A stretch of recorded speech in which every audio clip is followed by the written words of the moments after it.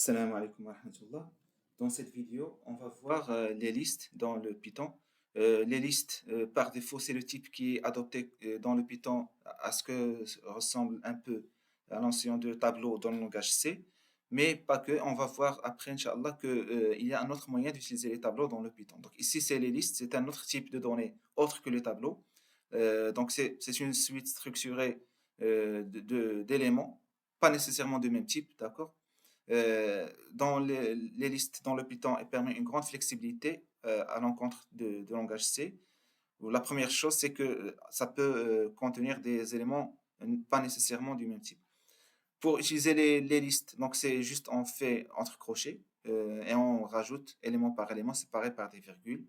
Et la notion de liste, c'est une notion de tableau dynamique. Donc le tableau dynamique, c'est un tableau d'une taille flexible, c'est-à-dire au fur et à mesure que le tableau va être rempli, il y aura une extension automatique de la taille du tableau que le développeur, d'une manière très transparente, ne va pas voir. D'accord? C'est le système qui va recopier l'ancienne partie du tableau, faire une extension ailleurs dans la mémoire, d'accord? Et puis euh, travailler avec un espace. Mais ça, c'est en dépassant un seuil de remplissage. Le seuil de remplissage et le facteur de redimensionnement, tous les deux, ce sont des paramètres de Python. D'accord? Euh, pour afficher une liste, il suffit donc de l'appeler via print. D'accord? Donc, on va voir ici un exemple. Animaux, on va faire 4 chaînes de caractères. D'accord? Deuxième exemple, c'est une liste d'entiers. Troisième exemple, c'est une liste mixte. Voilà, on va afficher les trois cas. Première liste, deuxième liste, troisième liste. Vous voyez très bien ici. D'accord? Et puis, on peut bien sûr l'indexation d'une liste comme le langage C. Donc, c'est ici un élément de la liste. C'est le premier élément, un indice 0. Donc, justement, pour l'utilisation de la liste, le premier élément, il est un indice 0. D'accord? Le deuxième élément, un indice 1, et ainsi de suite. Et le dernier élément, il est à l'indice n-1. OK? Voilà. Euh, pour le Python, c'est différent un peu du langage C parce que le langage C ne gère pas les débordements. Le Python le fait, c'est-à-dire l'exemple animaux, la liste animaux qu'on a vu tout à l'heure, elle contient 4 éléments. Le premier à l'indice 0 et le dernier à l'indice 3. D'accord? Si on lui demande d'afficher le print animaux 9, l'élément à la position, à la 10e position, on va voir qu'il ne va pas accepter. Tac, voilà. Donc, le premier élément, voilà, il est affiché. Deuxième élément, affiché. La troisième fonction qu'on lui demande de faire passer le 10e élément, on n'accepte pas. Pourquoi? Il est out of range, c'est-à-dire pour lui, on a dépassé la limite de la liste anime. Le nombre d'éléments d'une liste, on peut le récupérer via la fonction length, d'accord? C'est len. Euh, Puis on peut concaténer des listes, d'accord? Une première façon d'utiliser l'opérateur plus, donc ici L1, on la initialise à 2 éléments, L2 à 2 éléments, on va faire le print L1 plus L2, d'accord? Donc voilà, L1 plus L2, c'est la liste qui contient 4 éléments. Euh, Comme on a vu l'autre fois dans les chaînes de caractères, on peut les reproduire autant de fois qu'on veut. Donc ici, on va utiliser L1 plus L2, cette liste-là, mais on va l'utiliser 2 fois. D'accord? Donc ça, c'est la reproduction. Ça, d'accord? On fait ici pour L1 plus 2, on reteste pour L1 uniquement. Et puis ici, juste pour voir les règles de priorité. Donc ici, c'est d'abord L2 qui va être exécutée 3 fois, puis elle va être concaténée à L1. D'accord? Donc on va exécuter et voir. Voilà, donc la première, c'est L1 plus L2, 3 fois. D'accord? Pardon, 2 fois. Donc L1 plus L2, voilà, première occurrence L1 plus L2. Deuxième occurrence de L1 plus L2. Puis L1 3 fois, donc voilà, L1 première occurrence, L1 deuxième occurrence et L1 troisième occurrence. Et puis L1, voilà, première occurrence de L1, suivi de 3 occurrences de L2. Donc, première occurrence L2, deuxième occurrence L2 et troisième occurrence de L2. Voilà. Donc ici, c'est une expression comme toutes les autres expressions. Il y aura des priorités pour les opérateurs. Donc on voit ici que l'opérateur de reproduction ou de multiplication, si vous voulez, il est prioritaire par rapport à l'addition qui est la concaténation. Ici, on va reproduire L1, L deux fois. Donc, on va ce qu'il va donner. Donc, pas possible parce que, comme les chaînes de caractères, une liste ne peut être reproduite que ici en lui faisant passer un paramètre entier. D'accord? Voilà. Euh, D'autres opérations qu'on peut faire en premier temps sur les listes, c'est l'ajout à la fin ou en queue, d'accord? La première façon, c'est l'utilisation, comme on a vu, de l'opérateur d'ajout. Donc ici, une liste vide, d'accord? On va faire ici ajouter l'élément 15 et on va ajouter ici l'élément moins 5 et afficher, voilà, contrôle entrée. Donc voilà notre nouvelle liste, c'est 15 moins 5. Deuxième façon d'ajouter dans des listes, c'est l'ajout en fin ou en queue, si vous voulez, via la méthode .append. D'accord? Et l'élément qu'on veut ajouter, on va juste le mettre entre les parenthèses. Voilà, donc A, on va prendre la liste A et on va lui ajouter l'élément 13 à la fin. Là, le résultat, ça va être 15 moins 5, 13. On va lui le rajouter, le moins 3. Donc, ça va être 15 moins 5, 13 et moins 3. Exécuter pour vérifier. Tac. Voilà, ça marche. OK. La nouveauté dans le Python, chose qui n'existe pas dans le langage C, c'est les indices négatifs. Donc, le premier indice, c'est 0. Le dernier indice, c'est le n-1. Mais aussi, on peut indexer le dernier indice par -1. Voilà. Donc, ici, nous avons une liste de chaînes de caractères 1, 2, 3, 4, 5, 6.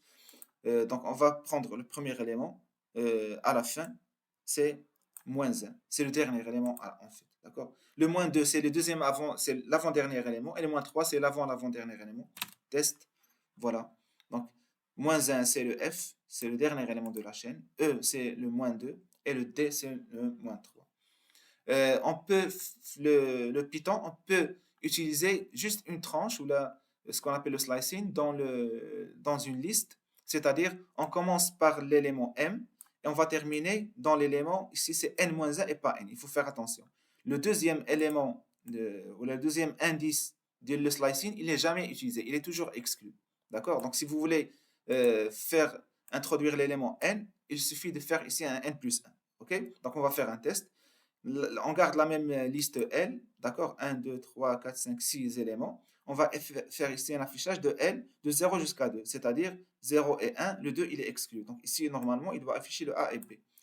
Ici, de 0 jusqu'à 3, c'est-à-dire les trois premiers éléments A, B, C. Et ici, on peut ne pas utiliser le 0, c'est la valeur de départ par défaut. Donc on peut le laisser vide et il va comprendre que ici, c'est le 0 jusqu'à 4, c'est-à-dire on va prendre les quatre premiers éléments et l'indice 4 qui est le cinquième élément ne va pas être pris en considération pour l'affichage. Voilà, donc AB, ABC, ABCD.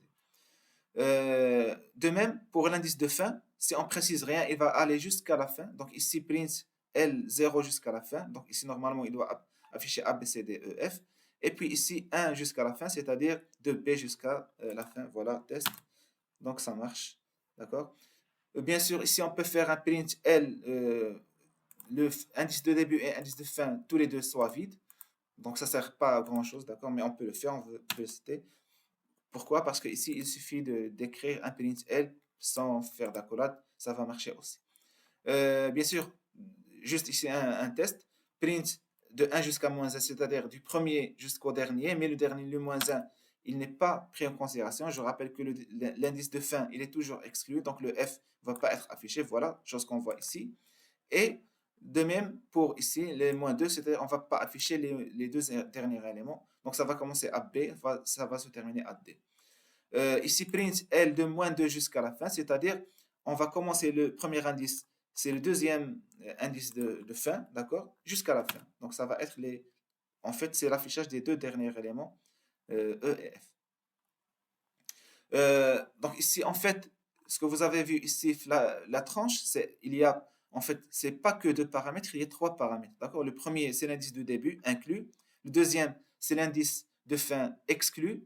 Et le troisième indice, c'est le pas. Par défaut, le pas, c'est 1. Si on va faire un passage ou on parcourt par un pas de 1, donc pas la peine de le préciser. On ne le précise pas que si on veut faire un pas différent de 1. Donc voilà, juste ici pour voir que le pas, c'est 1, d'accord? Donc, premier indice, deuxième indice, troisième indice. Donc ici, ça va être va aller de 0 jusqu'à 8, ok, inclus, et le passé 1, d'accord? Voilà, on fait deux tests. Ici, c'est 9 et ici, c'est length. Donc, ça va juste ajouter le dernier élément si on veut l'afficher. OK? Donc, avec un pas de 1, voilà, si vous voulez que l'affichage soit plus clair. Donc, ici, on n'a pas besoin de préciser le pas. Pourquoi? Parce que par défaut, le pas, c'est 1.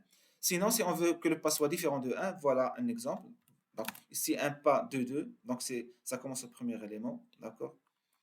Premier élément, deuxième élément, troisième élément, quatrième élément, ainsi de suite. Donc 120, 40, 60, machin. Et ici, un pas de 3. OK. Bien sûr, une façon de le déterminer, c'est de faire ici un double de points, d'accord? Et ici, on précise rien, c'est-à-dire du début jusqu'à la fin, du début jusqu'à la fin, avec un pas 1, un pas 2 et un pas 3. OK? Voilà un moyen de faire l'affichage. Ici, c'est la même chose. C'est juste qu'on peut commencer à 1, on peut commencer à n'importe un indice qu'on veut. Donc ici, on peut utiliser, pour créer une liste, on peut utiliser le mot-clé liste, entre parenthèses, c'est un constructeur, d'accord?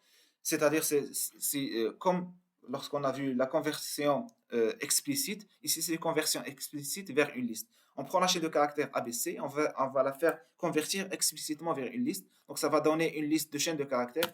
La première chaîne de caractères, c'est le A, deuxième chaîne, c'est B, troisième chaîne, c'est C. D'accord? Euh, on peut créer une liste en utilisant une liste d'entiers, bien sûr, en utilisant la fonction range. La fonction range, elle va juste générer une plage de données. Donc, en l'occurrence, range 10, ça va générer une plage de 0 jusqu'à 9. OK? Comme l'indice de liste, le 10 ici ne va pas être pris en considération. Euh, le range ici, il va retourner un objet de type range. Vous pouvez le tester, d'accord? Et on va afficher le résultat. Voilà. Donc, le résultat, c'est une plage de type range de 0 jusqu'à 9, mais on va lui faire une conversion explicite en appelant le mot-clé liste. OK? Voilà le résultat de 0 jusqu'à 9. OK? Le range, bien sûr, ici on a fait le 10 pourquoi? Parce que par défaut, c'est entre 0 et 9. Si vous voulez que le premier indice soit différent de 0, vous pouvez le préciser. Comme ici, on veut afficher une plage de 15 à 19. OK? Voilà, de 15 à 19. Voilà, là, c'est la liste. D'accord? On peut faire l'ordre inverse. D'accord? C'est-à-dire, ici, on ne précise pas le pas. Le pas par défaut, c'est le pas égal à 1. Si vous voulez que le pas soit différent de 1, donc ici, il suffit de le préciser. En l'occurrence, on va faire un pas backward. On retourne vers le début. D'accord? Donc, on va aller de 10 jusqu'à 0, mais en retournant vers l'arrière. D'accord? Affichage et test. Voilà, ça marche. 10, 9 jusqu'à 1. Donc, rappelez-vous ici que le 0, il est exclu. Même si c'est le plus petit des deux, mais l'essentiel, c'est que dans le range ou là dans le liste, c'est le deuxième, l'indice de fin qui est exclu. Donc, ici, l'indice de fin, c'est 0. On commence à 10 et on termine à 0. D'accord? Donc, de même, ici, c'est juste en montrant que si vous voulez inclure l'indice 0 ou l'élément 0, vous n'avez qu'à aller jusqu'à le moins 1. D'accord? Donc, voilà ici juste des exemples de parcours pour de grandes valeurs. Ici, on va générer une plage de données entre 2 et moins 2. D'accord? Donc ça va être 2, 1, 0, moins 1 et le moins 2 va être exclu. Et on précise que c'est un pas vers l'arrière. Voilà. Pour montrer qu'on peut utiliser même les négatifs pour une plage négative. Ici, je rappelle que c'est une plage et pas des indices. OK? Donc ici, c'est la plage générée entre 2 et moins 2 exclus. Donc c'est entre 2 et 1. Pardon, entre 2 et moins 1. Avec un pas de retour qui est moins 1. OK? Donc si on fait ici, par exemple, le pas moins 2, juste on fait un test. Donc c'est 2, 0 et le moins 2, il est exclu. Donc ça marche pas. Ça ne va pas être inclus. Donc ici, 2, 1, 0, moins 1. Ici, pour terminer cette partie, avant de parler des listes c'est ici il faut faire attention. Si on fait un retour en arrière, il ne va pas le comprendre d'une manière automatique. Si on veut générer une plage entre 10 et 0, il ne va pas comprendre que c'est un retour d'un pas négatif. Il faut le préciser, d'accord? Il faut faire ici un moins 1. Voilà, il génère de 10 à 0. Si on ne le précise pas, si on enlève ce moins 1 généré, tac, il va générer une liste vide. Pourquoi? Parce que pour lui, il va générer ici un range vide, une plage vide. Pourquoi? Parce qu'il n'y a pas de plage qui commence à 10 et avec un pas par défaut de 1 et qui va aller de 10 jusqu'à 0, d'accord? Dans un sens positif. Donc, ça ressemble un peu à ce que vous avez vu sur la boucle for. Si vous faites un for i est 0 jusqu'à moins 5, ça ne va pas entrer. Ou vous faites un for de i est égal à 10 jusqu'à 5, il ne va pas entrer. Il faut que l'indice après soit supérieur à l'indice de départ. Bien sûr, parce que le pas par défaut, c'est un pas par 1. Les listes de listes, ça ressemble un peu les matrices que vous avez vues, tableau de tableau, la pointeur de pointeur dans le C. Donc ici, on va juste concaténer les listes, liste 0, liste 1, liste 2, d'accord? Donc ici, par exemple, on fait ici euh, les modulos, les modulo 3, 0, modulo 3, 1 et modulo 3, 2, d'accord? Voilà. Donc, on rassemble le tout dans une liste de listes et on affiche la liste de listes. Voilà. La première instruction, on va afficher LL. D'accord. Deuxième instruction, on va afficher Pardon. Ici, on va juste faire. Tac. Donc, la première instruction, on va afficher le LL. Voilà, le LL, c'est première liste, deuxième liste, troisième liste. La totalité est considérée comme une liste. Donc, vous voyez ici un crochet. Ça, c'est pour la liste de listes. D'accord? Si on veut choisir une parmi les trois listes, on l'a qu'à l'indexer. Donc, ici, ça va être une ligne, soi-disant une ligne. D'accord? Donc, ici, c'est le deuxième élément de la liste de listes. Ça va être cette liste-là, qui est le 1, 4, 7, 8. Voilà, 1, 4, 7, 10, pardon. Et puis, si on veut préciser un élément, on n'a qu'à faire la double indexation. Donc, vous voyez très bien ici, double indexation. C'est la ligne 1, c'est celle-ci. Et la position 3, c'est celle-là. D'accord? Donc, ça va donner le 10. Bien sûr, le min et le max, on l'a déjà vu l'avant-dernière séance. Donc, si ce qui est nouveau dans le Python, c'est qu'il y a une fonction qui peut calculer les éléments, la somme des éléments. Le min et le max, c'est déjà vu. La somme des éléments d'une liste, voilà. Donc ici, la somme de ces éléments, ça va être 9 fois 10 sur 2, c'est 45. Voilà. Et puis, bien sûr, on peut calculer le min et le max d'une manière directe en appelant la fonction min et la fonction max, déjà vu dans les séances précédentes. Voilà. Donc, ici, on affiche la liste, c'est le 0 jusqu'à 9. La somme, c'est 45, le min, c'est 0 et le 9, c'est le max. OK? Voilà, c'est tout pour cette partie. On se voit la vidéo prochaine, Inch'Allah, pour parler des types du langage Python, et les types mutables et